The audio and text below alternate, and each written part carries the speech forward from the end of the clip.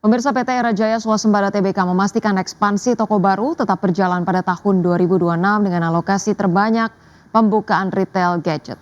Ya, Deputi CEO Era Jaya Group Hasan Aula TB, maksud kami tak menyebut pasti jumlah toko yang akan dibuka, tetapi memastikan ekspansi mencakup berbagai kategori gerai dengan alokasi terbesar masih difokuskan pada segmen gadget yang mencakup smartphone. Menurutnya strategi ini mencerminkan posisi ponsel sebagai kontributor utama penjualan manajemen Era Jaya melihat kuartal 1 2026 sebagai periode yang relatif kuat bagi kinerja perseroan. Sejumlah momentum musiman seperti Tahun Baru, Imlek, Ramadan hingga Lebaran yang berdekatan dinilai menjadi pendorong belanja masyarakat. Namun tantangan diperkirakan terasa pada kuartal 2 tahun 2026 minimnya momentum musiman serta kebutuhan masyarakat untuk pengeluaran pendidikan berpotensi menahan belanja konsumtif. Untuk mengantisipasi perlambatan tersebut, perseroan tengah menyiapkan berbagai program promosi dan kerjasama guna menjaga daya beli dan trafik penjualan.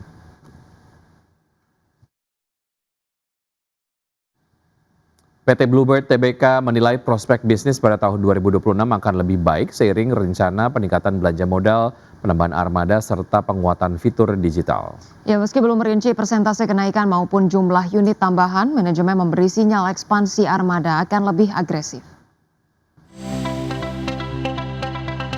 PT Bluebird Tbk menilai prospek bisnis pada 2026 akan lebih baik dibandingkan tahun lalu seiring rencana peningkatan belanja modal, penambahan armada, serta penguatan fitur digital.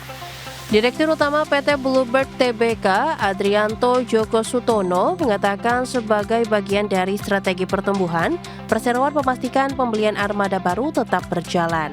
Bahkan alokasi belanja modal tahun ini dianggarkan lebih besar dibandingkan tahun sebelumnya. Meski belum merinci persentase kenaikan maupun jumlah unit tambahan, manajemen memberi sinyal ekspansi armada akan lebih agresif. Dari sisi outlook, perseroan mengakui tantangan utama industri saat ini masih berkutat pada siklus ekonomi. Perseroan mengatakan apabila ekonomi tumbuh lebih tinggi tentu akan baik bagi bisnis perseroan. Tak hanya itu, manajemen tak memungkiri sentimen global seperti gejolak geopolitik dan fluktuasi pasar keuangan termasuk koreksi pasar yang sempat terjadi, diakui sebagai faktor eksternal yang tak terhindarkan. Namun manajemen menilai kondisi tersebut sebagai bagian dari dinamika sehingga tetap mematok target optimistis pada tahun ini. Selain ekspansi fisik, perseroan juga menyiapkan peningkatan investasi di sektor teknologi. Dalam waktu dekat, perseroan akan meluncurkan pembaruan fitur pada aplikasi My Bluebird. Sementara itu, sebagai gambaran kinerja, perseroan mencetak capaian positif sepanjang Januari hingga September 2025, di mana kinerja perusahaan taksi milik keluarga Joko Sutono tersebut tercatat bertumbuh baik dari sisi top line maupun bottom line. Berbagai sumber, IDEX Channel. Pemirsa, harga emas merosot pada perdagangan Kamis dan menyentuh level terendah dalam hampir satu pekan setelah data ketenagakerjaan Amerika Serikat yang solid meredam ekspektasi pemangkasan suku bunga The Fed dalam waktu dekat. Harga emas spot anjlok 2,8% ke level $4.938 per ons, sedangkan harga emas berjangka Amerika Serikat untuk kontrak pengiriman April ditutup turun 2,9% ke level $4.948. Tekanan terhadap emas juga dipicu oleh data ekonomi terbaru yang menunjukkan pasar tenaga kerja Amerika memulai tahun ini dengan kondisi yang lebih kuat dari perkiraan.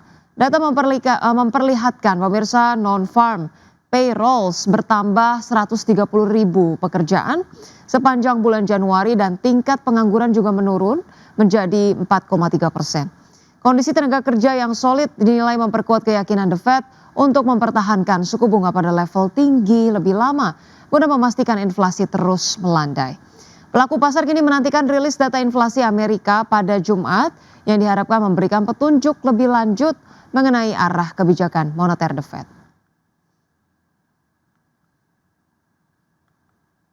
Iya, selanjutnya pemirsa kami hadirkan informasi dari Bursa Global, di mana bursa ekuitas Wall Street menurun tajam pada perdagangan Kamis dengan indeks Nasdaq anjlok lebih dari 2% seiring aksi jual saham teknologi yang semakin dalam.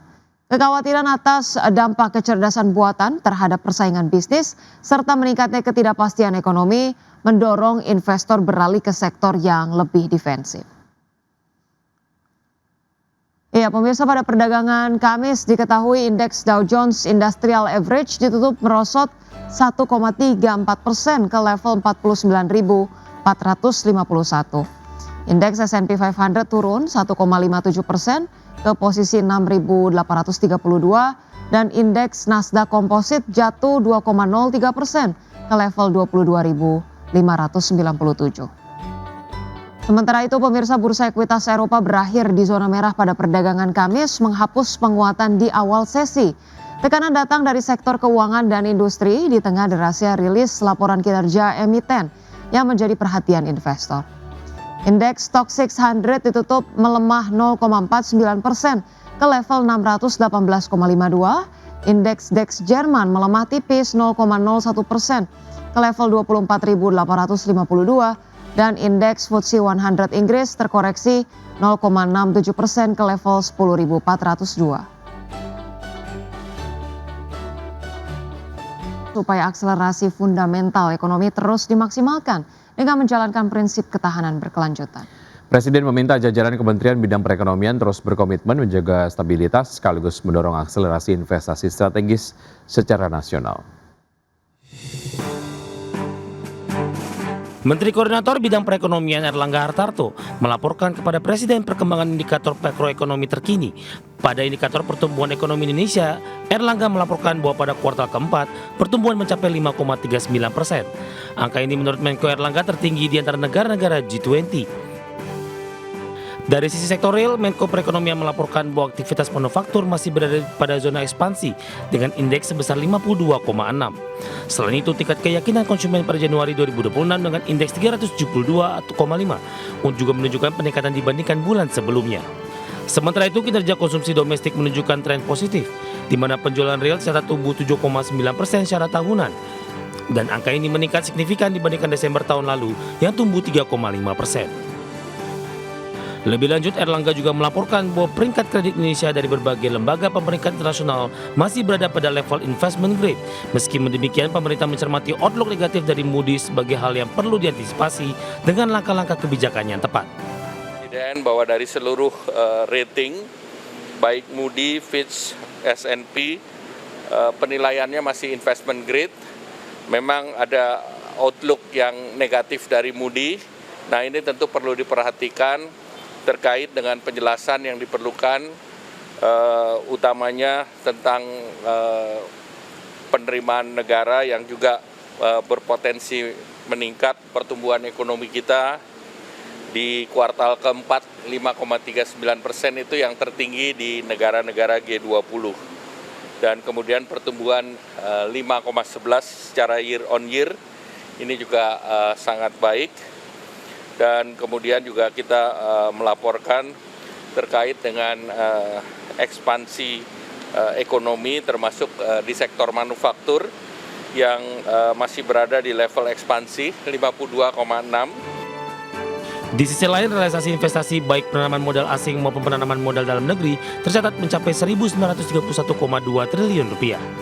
Cadangan devisa juga tercatat mencapai 154,6 miliar dolar Amerika. Di tengah ketidakpastian global, fundamental ekonomi Indonesia menunjukkan ketahanan yang kuat dan arah pertumbuhannya semakin terstruktur. Dari Jakarta, Adexja. Sementara itu, kalangan ekonomi menilai level Indonesia pada posisi investment grade cukup bagus untuk menambah laju investasi. Iya, khususnya bagi investasi asing di sektor manufaktur. Ekonom senior Universitas Indonesia Lana Sulistianingsih menilai laju investasi Indonesia saat ini cukup baik dan terus meningkat. Terlebih lagi pemerintah menargetkan investasi jadi penggerak dan pendorong utama pertumbuhan ekonomi yang berkelanjutan. Lana berharap iklim investasi sektor manufaktur yang terus meningkat dapat membuka peluang usaha dan lapangan kerja bagi masyarakat. Di mana dalam 1 tahun kebelakang ini banyak industri dari luar negeri yang melakukan ekspansi ke Indonesia dengan mengalihkan proses produksinya ke Indonesia. Hal ini harus menjadi peluang bagi pemerintah untuk memperkuat industri dan mendorong investasi strategis. Kalau memang ada peningkatan di sektor manufaktur ya. Kita ketahui kan memang banyak investasi baru juga ya Mas Pras, khususnya sektor otomotif yang berasal dari Cina, itu memang mereka merelokasi juga tuh beberapa pabriknya yang sebelumnya ada di negara lain tuh sekarang ke Indonesia. Ya tentunya dengan adanya investasi baru itu kan membuat ada permintaan atas tenaga kerja ya. Jadi tenaga kerja yang masuk di sektor manufaktur jadi meningkat. Itu juga yang menjadi bagian dari peningkatan serapan tenaga kerja di sektor manufaktur. Berikutnya pemirsa, Bursa Efek Indonesia mencatat jumlah investor retail di pasar modal mencapai 21,3 juta, di mana sejak awal tahun 2026 ini sudah ada tambahan 1,3 juta investor baru.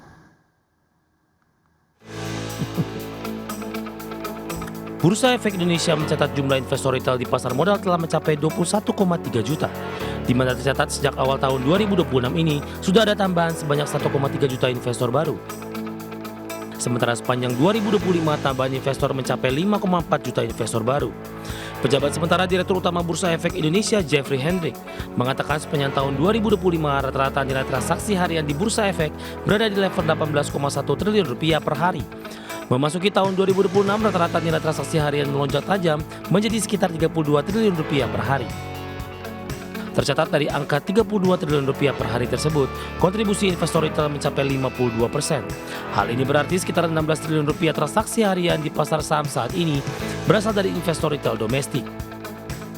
Selain jumlah investor yang meningkat, nilai aset investor retail juga disebut tumbuh lebih dari 100 triliun rupiah, yang hal ini memperkuat daya beli dari sisi demand. Di sisi lain, Bursa Efek juga mencatat investor asing berkontribusi sekitar 30% terhadap total transaksi harian dan sisanya berasal dari institusi domestik.